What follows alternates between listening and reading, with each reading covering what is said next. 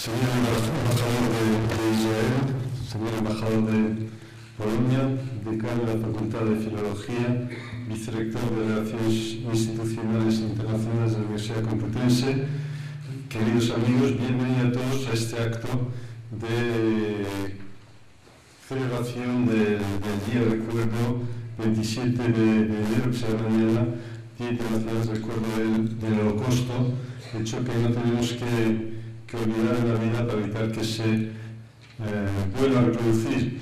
Yo antes de pasar al turno de palabras quería hacer una especial referencia y saludar a Janina Requaitis, sobreviviente del Holocausto, sobreviviente del campo de Auschwitz, que está con nosotros.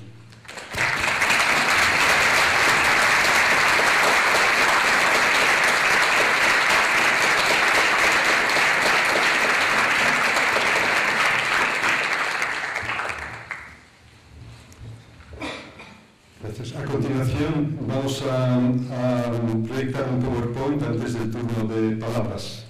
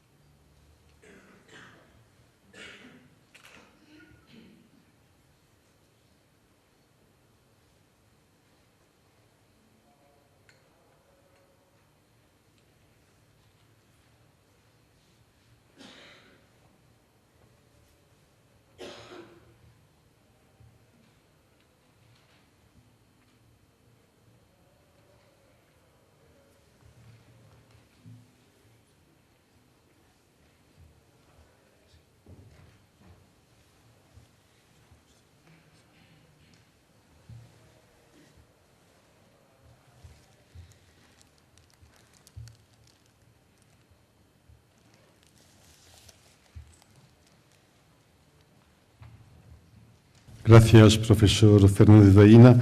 A continuación iniciaremos el turno de palabra. En primer lugar, tiene la palabra el excelentísimo señor embajador de Polonia. Estimada señora Janina Requaitis, szanowna pani Janino, estimado señor rectores, señores decano, profesores y estudiantes, colegas embajadores, miembros del cuerpo diplomático y demás invitados, estimados señoras y señores.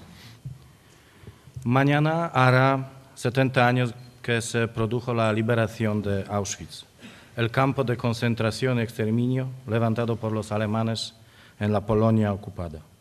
Los soldados del Ejército Rojo que liberaron el campo rescataron a unos 7.500 prisioneros. Ese fue el final de Auschwitz. ¿Y cuál fue el principio?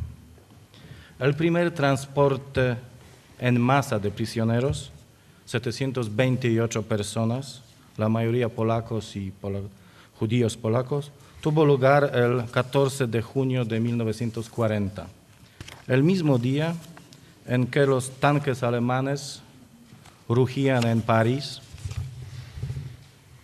y que los soldados de la Wehrmacht se tomaron las primeras fotos de la Torre Eiffel buscando champán en un bistro del capital francesa. Inicialmente Auschwitz era sobre todo un campo de concentración donde el exterminio de prisioneros surgió de la mano de obra esclava, la falta de comida, la tortura diaria, los experimentos médicos, la crueldad de los que se consideraban entonces a sí mismos unos superhombres. A veces los presos podían incluso recibir paquetes. En la primera Nochebuena, en el campo, los guardias colocaron en la explanada principal un árbol de Navidad. Lo adornaron con luces de colores y ordenaron colocar bajo el árbol los cuerpos de los prisioneros que murieron de agotamiento ese mismo día. El comandante del campo, Lagerführer Karl Fritz, denominó a los cadáveres tumbados como el regalo para los que viven y prohibió cantar villancicos. Estoy citando estos testimonios de los prisioneros no para impresionar de la crueldad, sino para que recordamos. Durante el verano 1941, Heinrich Himmler señaló el campo de Auschwitz como el lugar principal donde debía ser consumada la tan mencionada solución final de la cuestión judía. Y así sucedió. Se creó el complejo Auschwitz-Birkenau, se construyeron muelles de carga especiales, hornos crematorios y cámaras de gas que de una sola vez podían acoger a 7.000 personas. Es probablemente más del doble del total de la comunidad de estudiantes de esta Facultad de Filología. Y así desde el principio hasta el fin, desde la mencionada conquista de París hasta la liberación del campo, el gas Zyklon B sirvió para el asesinato de no menos de 1.100.000 judíos. Las investigaciones continúan, pero nunca se sabrá el número exacto. ¿Por qué? Seguramente muchos de ustedes han visto las películas o las fotografías en las que los prisioneros eran tatuados con un número.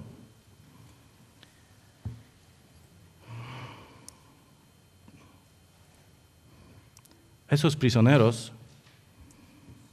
tuvieron suerte. Suena terrible, pero sí era.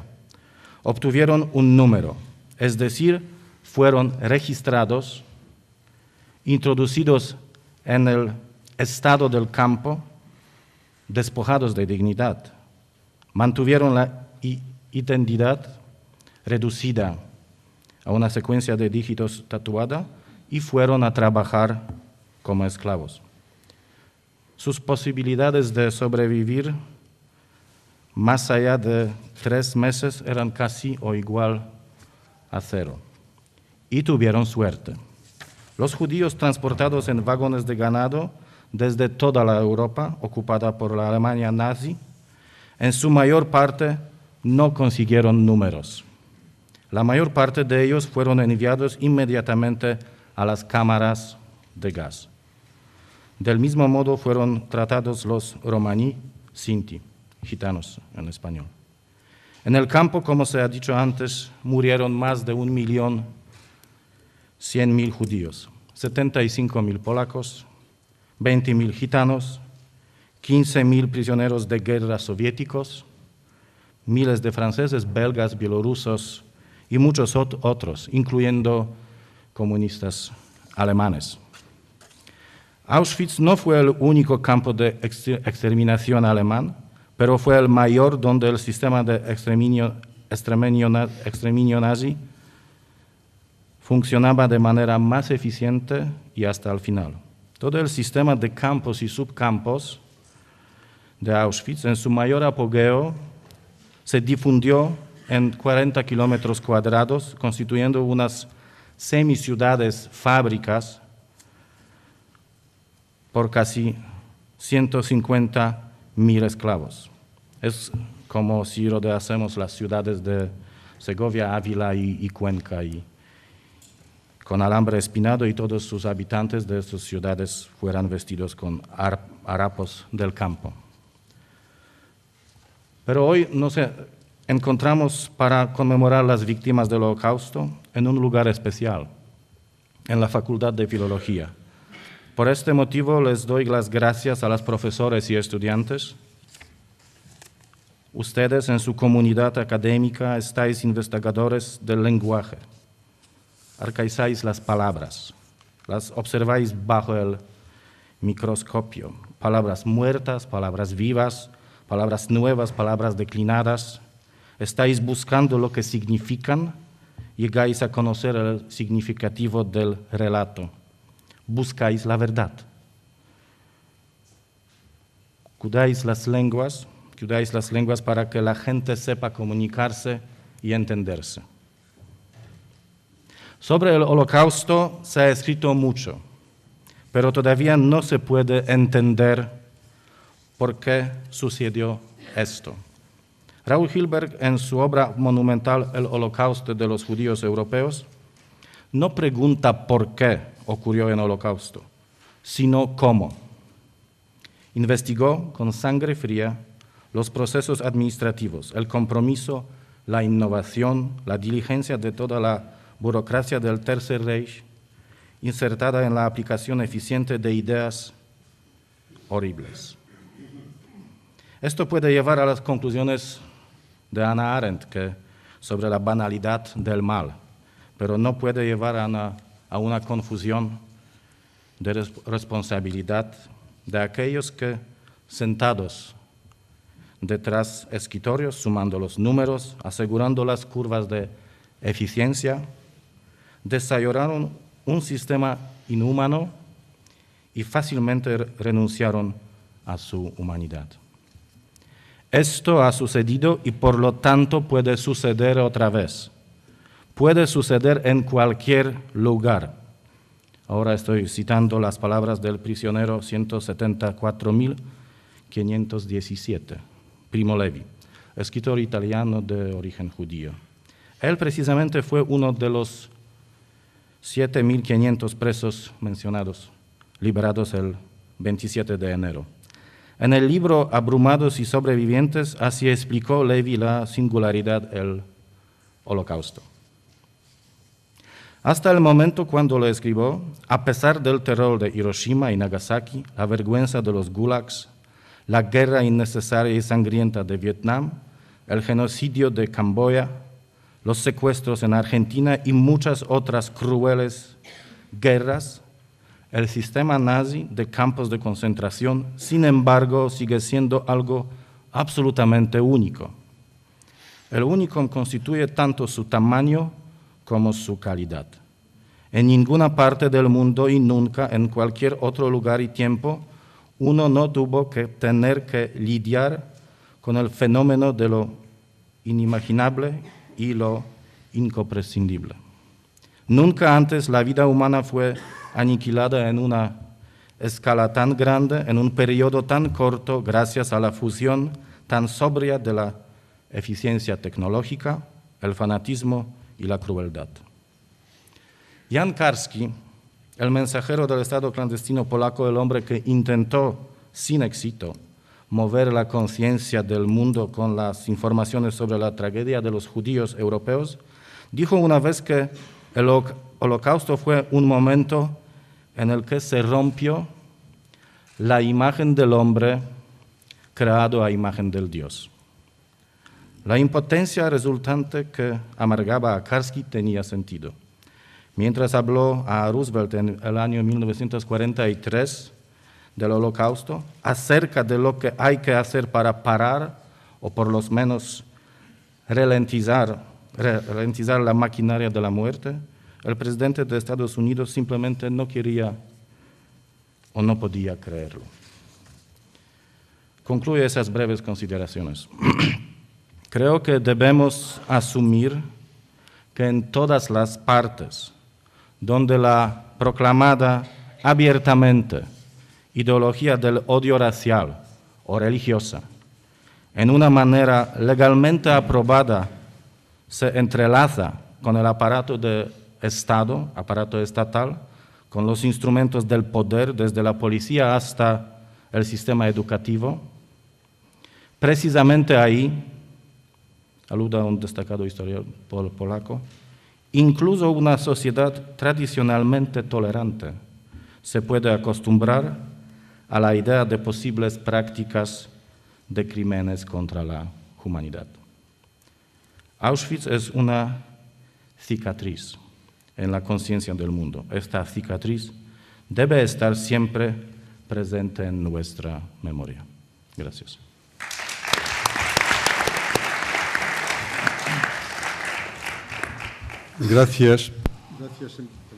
Gracias, embajador. A continuación tiene la palabra el excelentísimo embajador de Israel. Muchas gracias, rector de la universidad, el vicerrector, colegas sobrevivientes de Auschwitz. Yo quiero agradecer tanto a la Embajada de Polonia como también de la Universidad Complutense de participar en este más y más actos que celebramos cada año en toda España para conmemorar y marcar el Día de Solidaridad y Conmemoración de las Víctimas del Holocausto. En años anteriores hemos hablado en estas ceremonias y seguimos hablando de la importancia de contar la historia como un esfuerzo de evitar la repetición tanto de los acontecimientos como también de algunas tendencias que han llevado a cabo y que han sido muy relacionadas con el Holocausto y el exterminio de los judíos y otros pueblos por sus identidades durante el Holocausto. Yo creo que este año es un año especial, no solamente porque es el 70 aniversario de la liberación de Auschwitz, sino también porque ya es imposible hablar de las lecciones de la historia sin reflexionar sobre los acontecimientos del último año. Con el aumento y la vuelta de la retórica racista, de la retórica de exterminio, con partidos que al base de la crisis o reaccionando a la crisis en Europa con símbolos y retórica neonazi, con organizaciones desde Irak y Siria y Yemen y Gaza, que utilizan el odio racial y la retórica del odio y la violencia y el terrorismo contra personas que no piensan igual que ellos o que tienen otra identidad que no es de ellos, porque son de otro pueblo, de otra religión o simplemente de un variante de la religión que no es de ellos. Los números de víctimas en este año de este odio racial, de este racismo, de esta violencia, nos obligan a hablar de la realidad de hoy día, no solamente de la historia de las víctimas, porque hoy día en Europa hay comunidades judías que tienen miedo de identificarse como judíos. Hay escuelas y sinagogas que necesitan protección especial por las amenazas. Hay cristianos en el Medio Oriente que no pueden manifestar, la era moderna, que no pueden manifestar sus creencias simplemente de ser cristianos en algunos lugares, y sí, también hay expresiones anti-islamistas en algunos lugares donde musulmanes tampoco pueden identificar con su religión. Y estos vientos de intolerancia, violencia, terrorismo y la retórica de exterminio nos obligan a repensar si hacemos suficiente en nuestros mensajes sobre el Holocausto y la importancia, la tolerancia, la educación, el conocimiento de qué peligro existe en esta enfermedad que es el racismo racial, los mensajes de odio. Y nadie en ningún lugar del mundo está libre de esta reflexión y de esta preocupación. Si en España, después de la pérdida de un equipo de baloncesto, miles de mensajes antisemitas aparecen en las redes con amenazas, es un motivo para reflexión.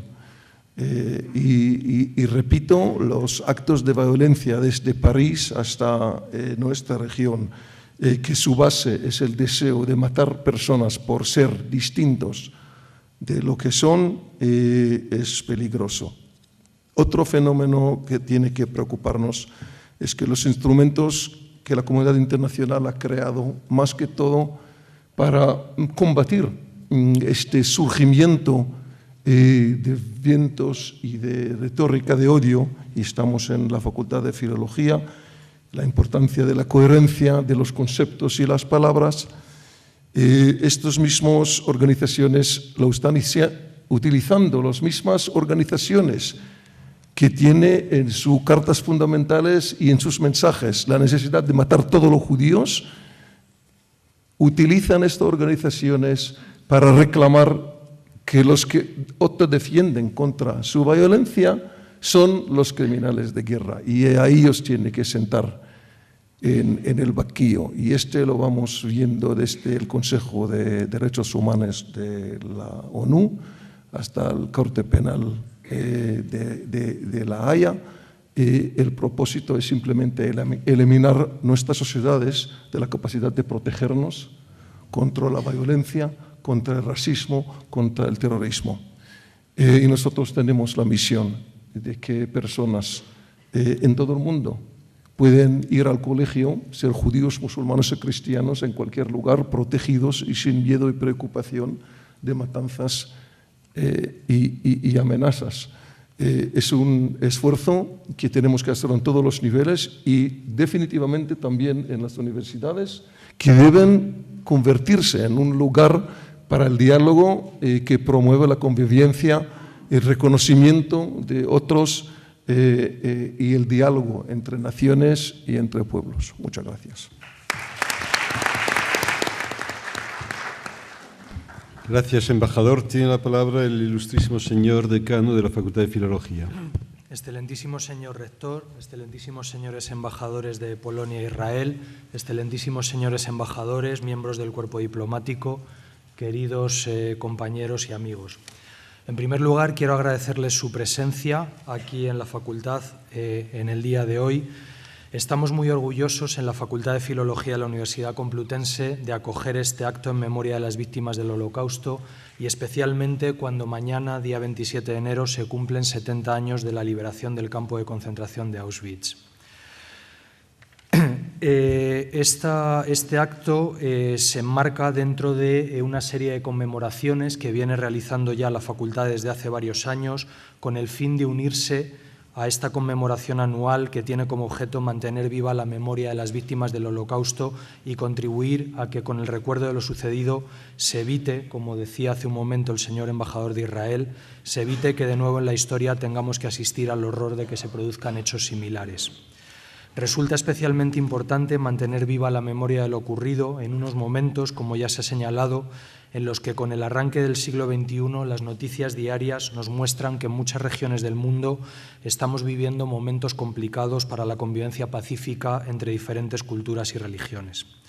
Desde nuestra facultad creemos que podemos y debemos modestamente contribuir a ese diálogo entre religiones y culturas diferentes, de forma que el estudio de la diversidad de modos de entender la vida y el mundo, lejos de ser un problema, se ha visto como una riqueza de la humanidad en su conjunto. Esta concepción forma parte del proyecto que representa la Facultad de Filosofía y Letras, inaugurada el 15 de enero del año 1933, en cuyo paraninfo nos encontramos en este momento. No en vano, cuando se diseñó esta facultad en los años 30 del siglo XX, se quiso dejar constancia de la vocación de universalidad de los estudios que en ella se impartían y de la importancia que se otorgaba al conocimiento de las diferentes culturas. Muchos de ustedes conocen bien el edificio, pero para quienes estén entre nosotros aquí en la facultad por primera vez, si no lo han hecho ya al entrar, les invito a que se fijen en la espléndida vidriera a la salida, en la vidriera que domina el vestíbulo principal de la facultad y que he pedido que se mantenga iluminada con motivo de esta conmemoración. Además de ser una joya artística, lamentablemente destruida en su momento en otra época de barbarie, como lo representó la lucha fratricida de la Guerra Civil Española, y por eso estamos especialmente satisfechos también de que vuelva a lucir de nuevo en nuestra facultad tras su restauración hace unos años para conmemorar el 75 aniversario de la construcción del edificio. Pero si lo menciono es porque, como podrán tener ocasión de ver, el programa iconográfico de la vidriera está basado en un recorrido simbólico por las principales culturas, creencias, religiones y corrientes filosóficas de la historia de la humanidad, y simboliza, sin lugar a dudas, esa pretensión de apertura al conocimiento de las diferentes culturas que implicaba la creación de la Facultad de Filosofía y Letras en época de la República. Así pues, desde su fundación en la Ciudad Universitaria de Madrid, tiene esta facultad esa vocación de tender puentes de comprensión y conocimiento mutuo entre culturas que hoy en día seguimos esforzándonos por desarrollar mediante nuestros estudios e investigaciones, sin lugar a dudas, pero también mediante nuestra conexión estrecha con las preocupaciones de la sociedad que actos como el que estamos celebrando pretenden poner de manifiesto. Si me permiten, además, me gustaría expresar muy brevemente por qué la filología puede contribuir de una forma especial a ese mutuo conocimiento entre culturas que nos aleja del horror y la barbarie. Se ha dicho, y creo con razón, que la filología es la más esencial y creativa de las artes interpretativas. Y me van a permitir que, para referirme a ese papel que debe tener la filología, mencione a una persona que con el ascenso del nazismo tuvo que exiliarse de su cátedra de Filología Románica de la Universidad de Marburg. Me estoy refiriendo a Erich Auerbach. Como bien saben, su opus magnum es su famoso estudio sobre el relato de Grecia hasta el siglo XX, Mimesis, Dargestellte Wirklichkeit in der abendländischen Literatur, Mimesis, la representación de la realidad en la literatura occidental, que aunque fue publicada en Berna en el año 1946, fue escrito precisamente durante la Segunda Guerra Mundial, entre los años 1943 y 45, durante su exilio en Estambul. Pero, aunque podríamos referirnos a esa obra, quiero mencionar especialmente un ensayo quizá menos conocido, pero que creo que nos puede acercar de forma más directa a entender cuál es la contribución que los estudios filológicos pueden hacer a ese conocimiento entre culturas. Y estoy pensando en su ensayo Philologie der Weltliteratur, Filología de la Literatura Mundial, publicado en 1951. En escritos como ese queda claro, y eso es lo que quiero enfatizar ahora, que el principal requisito para la interpretación filológica de un texto es penetrar en él con comprensión, desde la perspectiva de su época y su autor, mediante la Einfühlung del que habla Auerbach. De ese modo, la filología no implica distanciamiento y hostilidad hacia una época y cultura diferentes, sino muy al contrario, un espíritu profundamente humanista que se despliega con generosidad para entender e interpretar. La mente del filólogo, del intérprete, debe acoger así al otro ajeno y hacer suyo su pensamiento. Y es precisamente ese abrir un hueco a obras ajenas y en principio distantes, con el objetivo de comprenderlas, lo que creo constituye una de las facetas más importantes de la misión de la filología.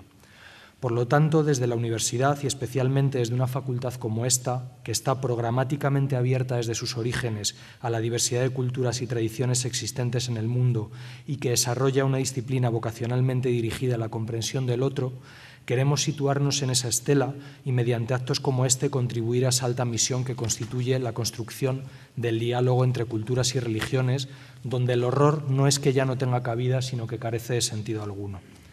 No quiero finalizar esta breve intervención sin agradecer nuevamente la presencia de todos ustedes y dar las gracias muy especialmente a las instituciones que se han significado en la organización de este acto y muy concretamente a la sección de polaco del Departamento de Filología Románica, Filología Eslava y Lingüística General, al Departamento de Estudios Hebreos y Arameos y especialmente también a la Embajada de la República de Polonia en España, que quiero personificar en el excelentísimo señor embajador Tomás Arabski, quien con su generosa contribución ha hecho posible el recital de música de compositores polacos fallecidos en el Holocausto, que dentro de unos minutos tendremos ocasión de escuchar. Muchas gracias.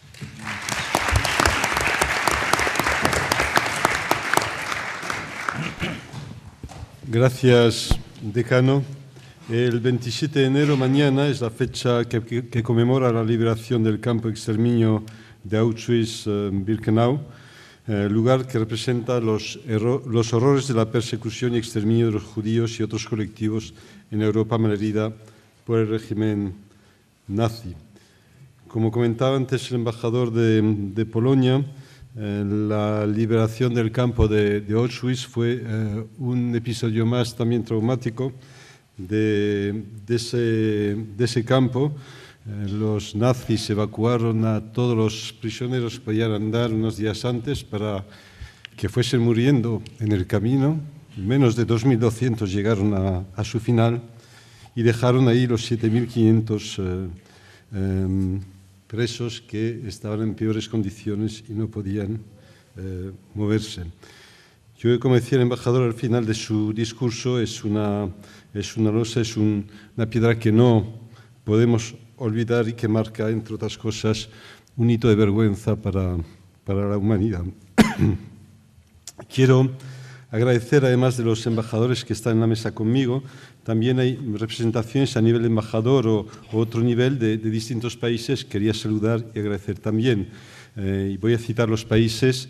Son Suecia, Alemania, la República Checa, Lituania, Rumanía, Malta, Hungría, Eslovaquia, Bosnia y Herzegovina, Gran Bretaña, Canadá, Ucrania, Azerbaiyán, Nueva Zelanda, Israel, que está con nosotros, Polonia también, Estonia y la Federación Rusa. Yo quiero agradecer la presencia de esas representaciones diplomáticas con nosotros para celebrar este día. En España, el acuerdo del Consejo de Ministros de 10 de diciembre de 2004 establece este día, 27 de enero, día de mañana, como el Día Oficial de la Memoria del Holocausto y la prevención de los crímenes contra la humanidad. El 1 de noviembre de 2005, la Asamblea General de las Naciones Unidas, en su resolución 67, decide también que las Naciones Unidas designen el 27 de enero como Día Internacional de la Conmemoración en Memoria de las Víctimas del Holocausto, ¿no? Conmemoraciones oficiales del Día de la Memoria del Holocausto y la prevención de los crímenes contra la humanidad se van extendiendo cada día más en nuestro país a lo largo y ancho de España. El recuerdo de tales acontecimientos revive la tragedia del Holocausto con el privilegio cada vez menos alcanzable de poder escuchar el testimonio directo de los supervivientes. Acciones como estas contribuyen a la preservación de la memoria de las víctimas del Holocausto y de los justos entre las naciones y propagan la ineludible responsabilidad de cada uno de nosotros de luchar contra el negacionismo, rechazar el odio, combatir la indiferencia y elevar los principios de la convivencia y de la vida misma. Yo creo que cometeríamos un error grave de pensar que el nazismo fue simplemente el hecho de un loco. El nazismo fue el hecho de una ideología totalitaria, excluyente, racista, antisemita, que produjo el exterminio de todos los que se oponían, además del intento de exterminio de una raza completa, como planteaban antes los embajadores. Más de 6 millones de judíos murieron en ese holocausto, además de otras personas de otras nacionalidades, como citaba antes el embajador. Nosotros pensamos que, en efecto, la universidad tiene que tener un papel importante en la defensa de los valores que tienen que unirnos, los valores de la democracia, los valores del respeto, el respeto a la diferencia. Entendemos en particular que sin diferencias el futuro no es que sería negro, es que el futuro no existiría. Es decir, si realmente aquí hablamos de la raza superior, todos tuviésemos los mismos genes, es que mañana seríamos todos unos tarados, porque la mezcla de genes es fundamental para la supervivencia y la mejora de la raza humana, ¿no? Si aquí las ideas fuesen todas las mismas, realmente eso supondría acabar con la democracia, y eso en este país hace poco que lo hemos vivido y no lo hemos olvidado todavía, ¿no? Por lo tanto, desde la universidad en eso está comprometida y va a seguir estando comprometida con la defensa de esos valores que entendemos son de progresos, que son de respeto a las ideas de todos, que son de respeto a las razas, a las religiones, porque entendemos que es fundamental y que la diferencia es ante todo un elemento de progreso para la humanidad y para el pensamiento humano.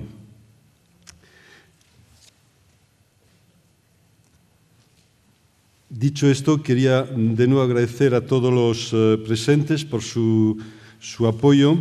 Recordar, como decía el decano, que nosotros esta barbarie también la hemos vivido en este país. Hasta hace 37 años tuvimos que sufrir.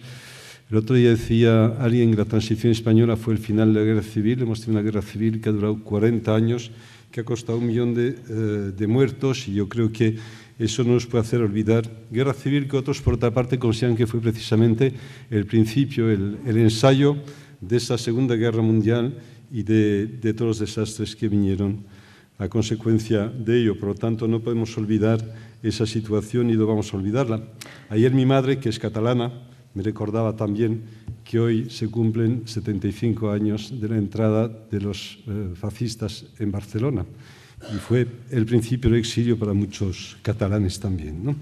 Bien, dicho esto, y sin querer mezclar los temas, agradecer de nuevo a todo el mundo, felicitar a la Facultad de Filología, que todos los años está comprometida con esta celebración, y nosotros, la Universidad Complutense, también seguiremos, y aunque el año próximo ya no sea el 70, será el 71, también estaremos aquí celebrando este acontecimiento de la liberación de Auschwitz, para no olvidar lo que fue aquel holocausto. Y gracias a todos, y ahora seguimos con la celebración. Ahora vamos a empezar la segunda parte del acto de memoria, la ceremonia del encendido de velas, pero antes de la propia ceremonia oiremos 2 obras literarias. El poema Trenza del poeta polaco Tadeusz Różewicz lo leerá el profesor Fernando Presa González, director del Departamento de Filología Románica, Filología Eslava y Lingüística General, y luego oiremos un breve texto de Jorge Semprún. Lo leerá Francisco Javier Fernández Vaina, director del Departamento de Estudios Hebreos y Arameos. En el campo de Auschwitz, Oświęcim, la localidad polaca de Oświęcim, hasta hoy día puede verse en uno de sus pabellones el cabello acopiado de miles de mujeres y de niñas afeitadas antes de ser llevadas a las cámaras de gas. Quiso el destino, quizá, que una de esas pilas de cabello humano quedara coronada por una diminuta trenza infantil, adornada con una cintilla cárdena, y una trenza que fue rubia y fresca en su día y que hoy se muestra ajada y cenicienta.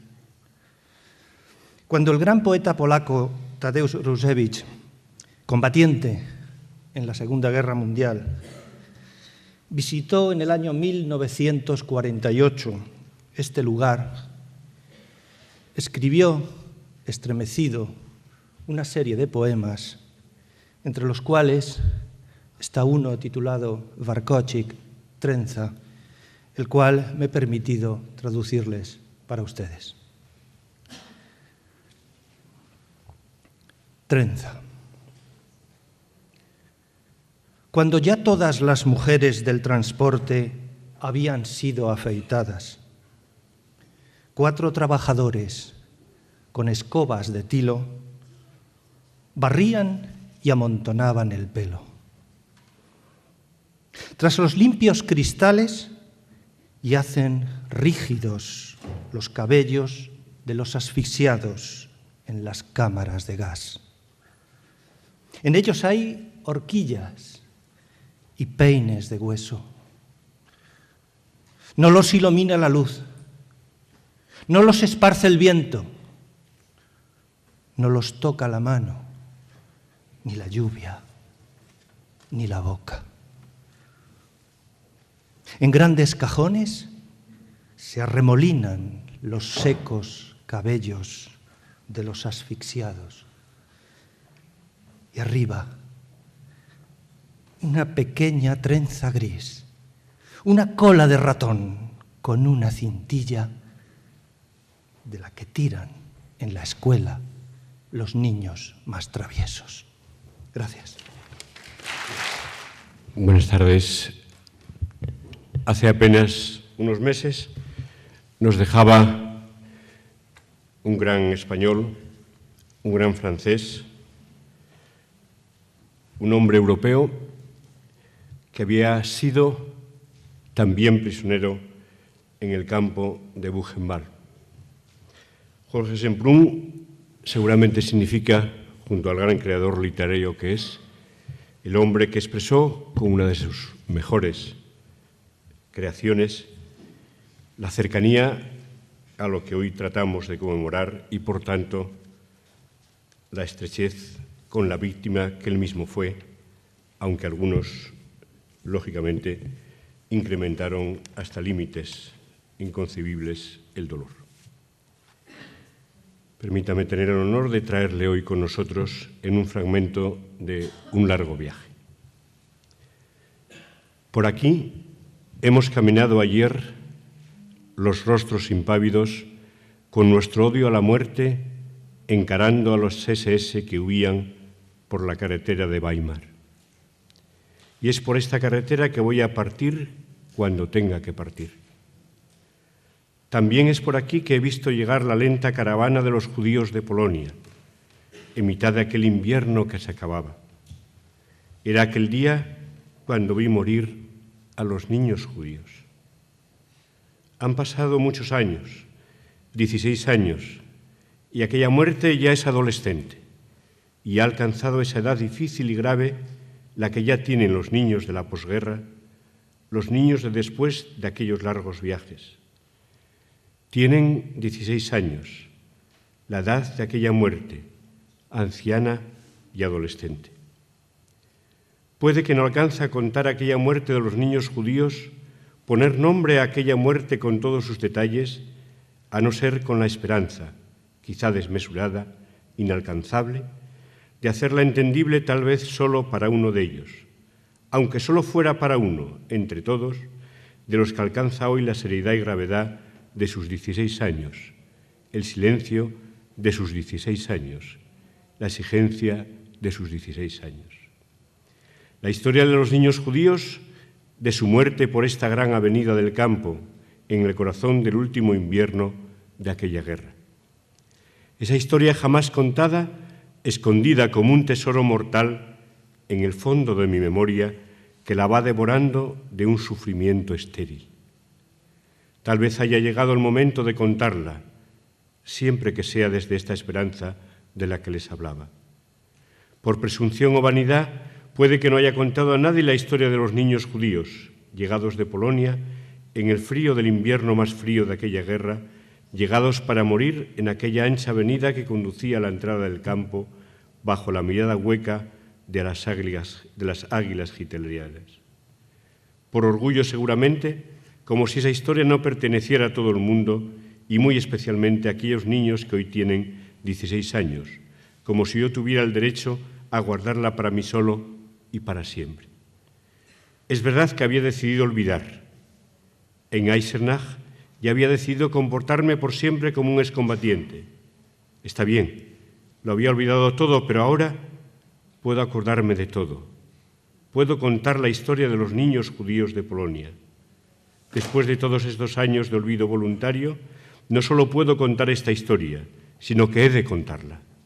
Contar la historia de su muerte, en la gran avenida que conducía a la entrada del campo, bajo la mirada de piedra de las águilas nazis, en medio de las risas de los SS, y he de contarlo en nombre de aquella misma muerte.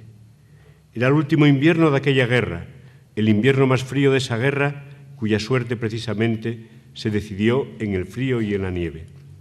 Los alemanes, en su gran ofensiva contra la Unión Soviética, atravesando Polonia, evacuaron los campos y vimos llegar en el bosque de Weimar, a lo largo de días y semanas, aquellas columnas de deportados por las carreteras cubiertas de nieve y aquellos vagones de mercancías de los que, al abrirse las puertas, prácticamente caían todos muertos de hambre y de frío. Pero a veces había algún sobreviviente. Un día, en el andén de la estación desembarcaron unos 15 niños judíos. Tenían entre 8 y 12 años. Miraban a su alrededor los árboles y la nieve sobre los árboles como miran los niños, aunque su delgadez era tan extrema que más bien su semblanza era la de ancianos. Los SS parecían sorprendidos, desconcertados por la situación, pero finalmente volvieron con perros mientras bromeaban riéndose a carcajadas. Los niños debieron pensar que venían para escoltarlos como habían visto hacer con sus padres. Pero de repente los SS soltaron los perros mientras golpeaban a los niños con sus porras y empezó la terrible cacería de aquellos 15 niños judíos. Perseguidos, mordidos, apaleados, pisoteados, quedaron clavados en el suelo, la mayoría de ellos con sus cuerpos dislocados. Pronto, solo 2 aún seguían corriendo, uno alto y otro pequeño.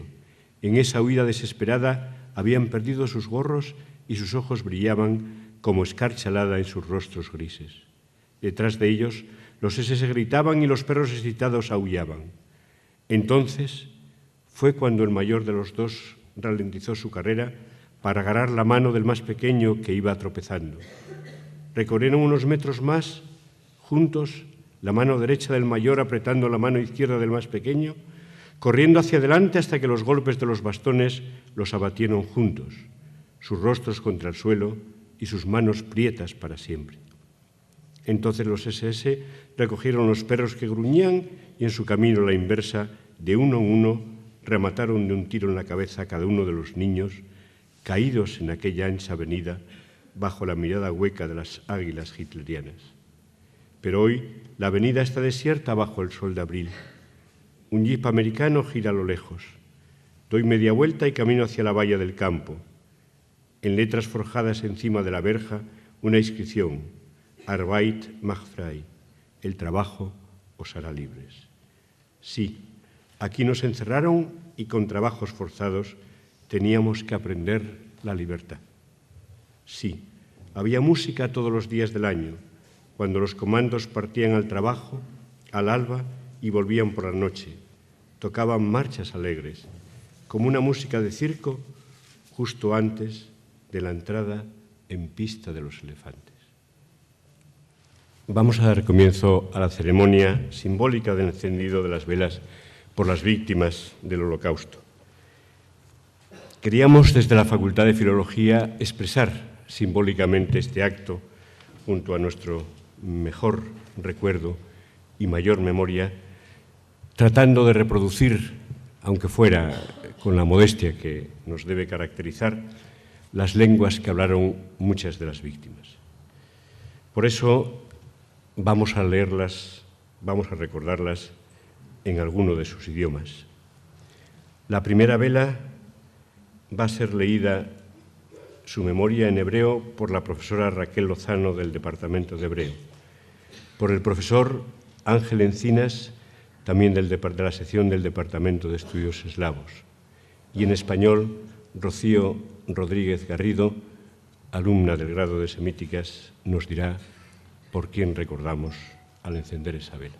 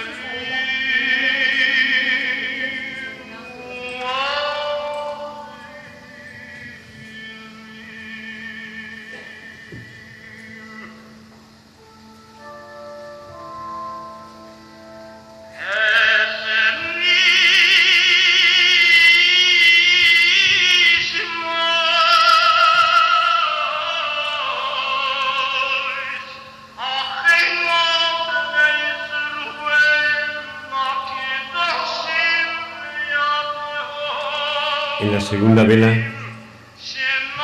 la profesora Agnieszka Majaskiewicz, también del Departamento de Estudios Eslavos, la sección de Estudios Eslavos, leerá en polaco la memoria y en español lo leerá el profesor Fernando Presa.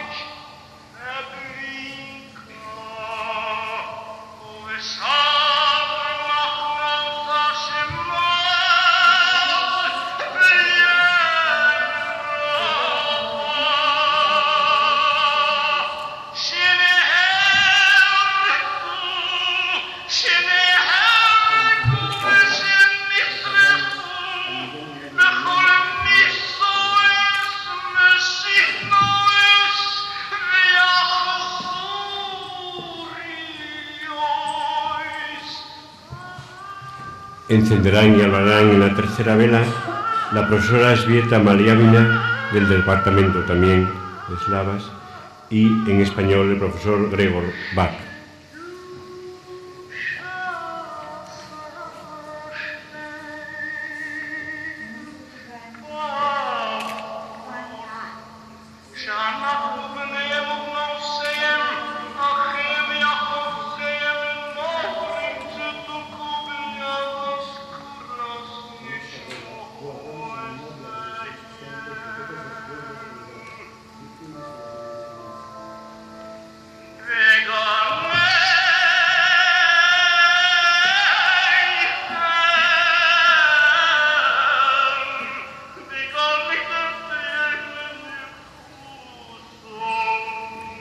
La cuarta vela nos traerá el recuerdo en el idioma alemán con el profesor Arno Gimberg y en español con la alumna Rosario Segura Laoz.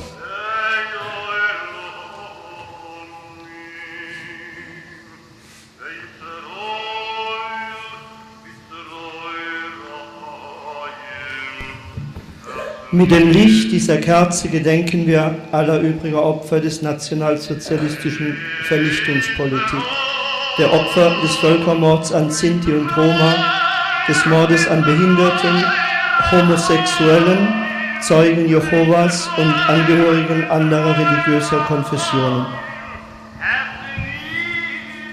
Con la luz de esta vela alumbramos la memoria de todas las demás víctimas señaladas y ejecutadas por la barbarie nazi. El pueblo gitano, discapacitados, homosexuales, testigos de Jehová y otras confesiones religiosas.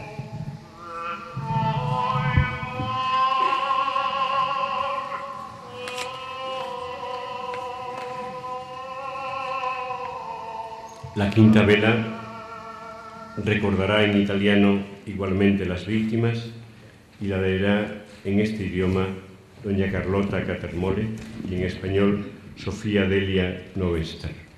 Accendiamo questa candela nella memoria dei giusti tra le nazioni e tutti coloro che con rischio delle loro vite salvarono quelle di migliaia di perseguitati.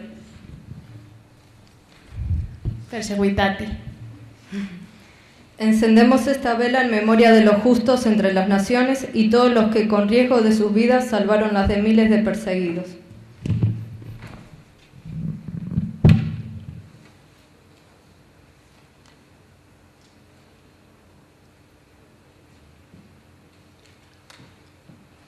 Leen finalmente la última vela en inglés Dominica, alumna del Departamento de Filología Inglesa. A la memoria de todos los supervivientes de la violencia nazi, los que rehicieron su vida en Israel, en la diáspora judía y en el resto de las naciones.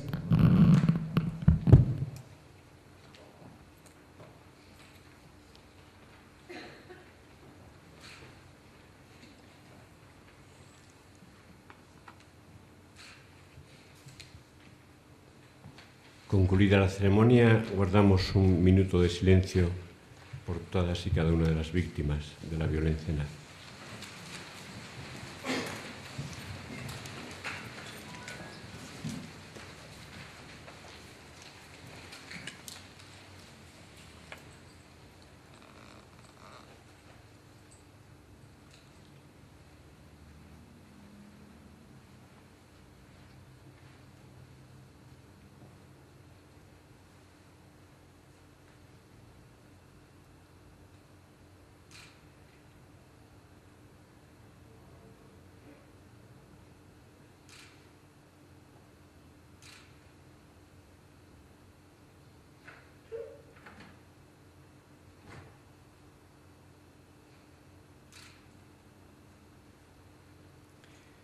Muchas gracias. Damos por concluida esta primera parte y hacemos un pequeño receso antes de comenzar el concierto. Buenas tardes a todos. Es un honor estar aquí el día cuando recordamos a las víctimas del Holocausto. Y nuestra intención es presentarles una pequeñísima muestra de artistas judíos polacos que vivieron en Polonia en los años 20-30, era la mejor época para su creación. Y tienen que saber que en los años 30, en estos años entre guerras, Polonia era una capital que con la recién recuperada independencia del año 1918 se convirtió en el centro cultural de cultura polaca y cultura judía, porque en Varsovia vivían 300.000 judíos. Existían teatros, existían cabarets, tertulias literarias, redacciones, revistas, tanto en yiddish como en polaco. Pero llegó el año 1939 y la época fantástica para estos creadores de origen judío convirtió sus vidas en una pesadilla. Muchos murieron en los guetos, en los campos de concentración, en las cámaras de gas. Algunos, muy pocos, sobrevivieron, pero como dijo uno de ellos, tú puedes salir del Holocausto, pero el Holocausto jamás te abandonará. Y pienso en este momento en algunos escritores como Bogdan Wojdowski, que se suicidó en los años 70, o como Ida Fink, escritora israelí que escribía en polaco, que toda su vida recordaba aquellos terribles tiempos. Pero nosotros queremos que nuestro concierto constituya una suerte de mensaje de optimismo. Miren, aquí estamos recitando sus poemas, cantando sus canciones, hablando de ellos. Son inmortales porque pensamos en ellos, porque les recordamos, porque los admiramos, porque su legado es un tesoro que cuidamos con devoción y entrega. Abrimos nuestro concierto con un poema. Su autora es Zuzanna Ginczanka. Era considerada la revelación poética de Polonia y musa de los grandes escritores polacos tales como Tuwim o como Gombrowicz. Vamos a oír su poema más desgarrador, el poema titulado Non omnis moriar. Es probablemente el último poema escrito por Zuzanna Ginczanka. Lo llevaba consigo siempre en el bolsillo los últimos años de su vida, quizás para salvarlo, para poder dejarlo a alguien, para poder dejar un testimonio. Zuzanna Ginczanka murió en Cracovia a los pocos días antes de la liberación de la ciudad por el Ejército Rojo, torturada y fue fusilada en la cárcel de Cracovia. Tenía solamente 27 años. Y como verán, es un poema desgarrador que habla de soledad, que estaba rodeada de traidores, de soplones, se sentía muy sola. Y otra curiosidad de este poema es que en este poema da el nombre de la persona que la delató 2 veces, que intentó delatarla 2 veces, una tal Hominova. Gracias a este poema, después de la guerra, Hominova y toda su familia, que eran todos colaboradores de los nazis, fueron juzgados y condenados al finalizar la guerra. Non omnis moriar, mis fatuas riquezas, campos de mis manteles, de mis armarios alcázares, sábanas extensas de valiosos ajuares y vestidos claros, quedarán cuando me vaya. No dejo aquí a ningún heredero, por eso te digo, Hominova, lvoviense, gallarda consorte de espía, delatora dirigente, madre de un Volksdeutsche, que tu mano hurgue entre mis cosas judías, a ti, a los tuyos que sirvan, porque dejarlas en otras manos. Oh, mi prójimos, no es una loa ni palabra vana, Os recuerdo como vosotros os acordabais de mí cuando la Gestapo venía a mi casa. En realidad, les habéis recordado quién era yo. Que levanten la copa, pues, esos amigos, y brinden por mi entierro o por su riqueza, quilims y tapetes, fuentes y candelabros. Toda la noche que beban, y cuando llegue el alba, que empiece la caza de joyas, gemas y oros, en sofás, colchones, alfombras y sábanas. Oh, cómo cundirá el trabajo en sus manos, bucles de heno marino y de crines de caballo, nubes de almohadas arajadas y vaos de plumón, pegados con mi sangre, en alas tornarán sus brazos, y de repente alados en ángeles los convertirán. A continuación oiremos dos canciones. Su autor es Leopold Kozłowski, llamado el último klezmer de Polonia, compositor, director de orquesta, pianista. Por ejemplo, él fue el consultor de la banda musical, de la banda sonora de la película Pianista de Polanski. A sus 98 años sigue activo, sigue componiendo, tomándose todos los días su vodka en el restaurante Klezmer House en Kazimierz, el barrio judío de Cracovia. Cuando puedan viajar a Cracovia, pasen por este sitio, seguramente la encontrarán ahí.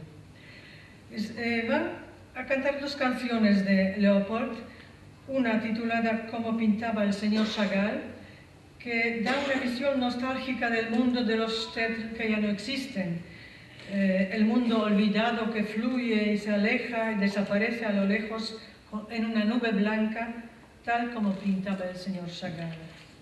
Y la segunda canción es Cuando una lágrima.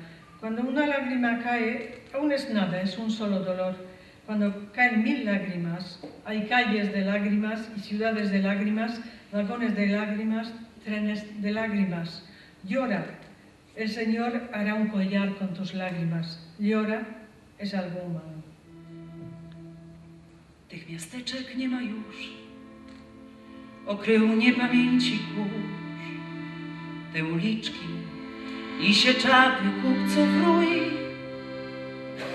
Płotek z kozą, żywicielką, krawca szmula z brodą wielką, co jak nikt umiał szyć ślubny strój.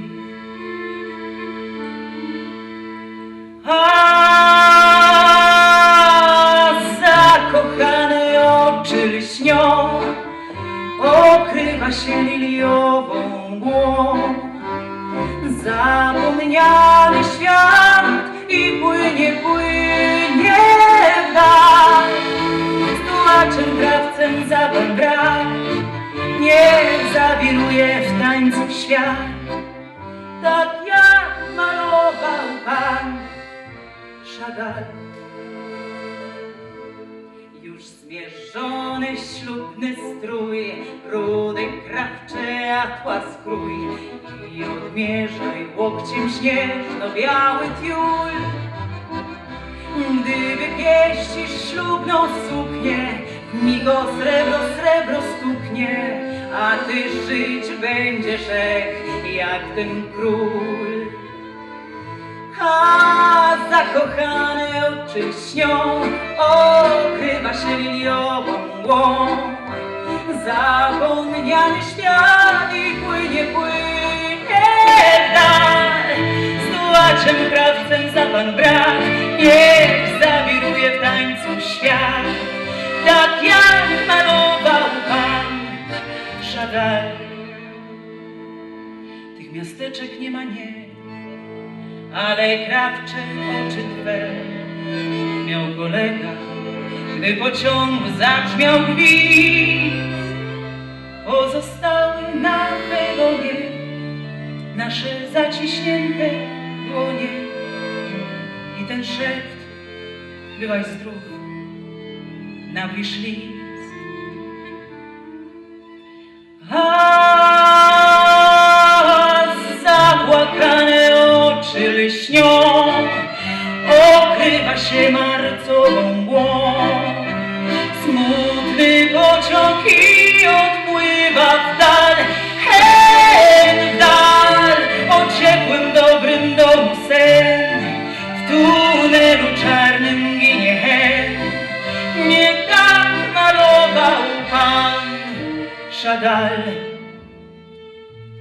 Łzy obeschły dawno już, ale nie pamięci kurz. Warto, żeby jakiś wiatr nareszcie zwiał. Warto pięścią w stół uderzyć, czarną prawdę tak odmierzyć, jak ten szmul, co na frak miarę brał. A potem niechaj skrzypki tną i zakochane oczy lśnią i cymbałów dźwięk niech płynie w dal. Z tułaczem, krawcem za pan brat,